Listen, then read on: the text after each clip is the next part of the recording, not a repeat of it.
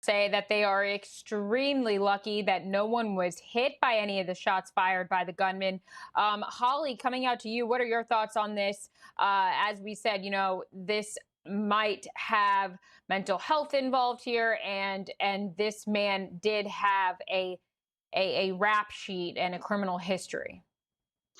Yes, and I would juxtapose this situation starkly with a lot of these deadly force cases we've seen since the summer.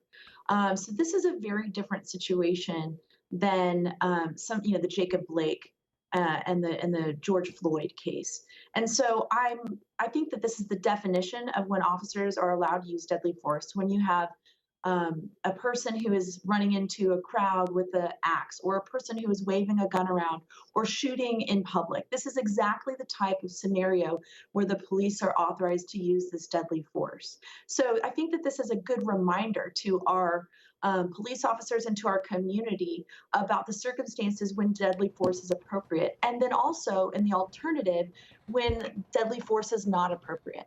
So I think that this is a perfect example of when you have to use that, the fact that it was in public, the fact that there were members of the public that could have been caught in the crossfire.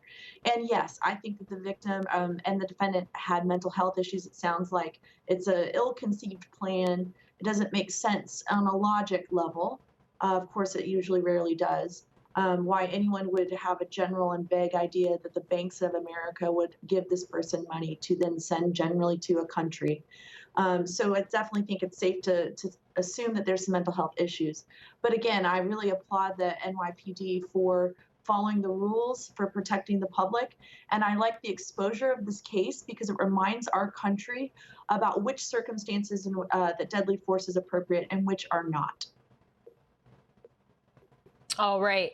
And Lisa, we talk about the deadly force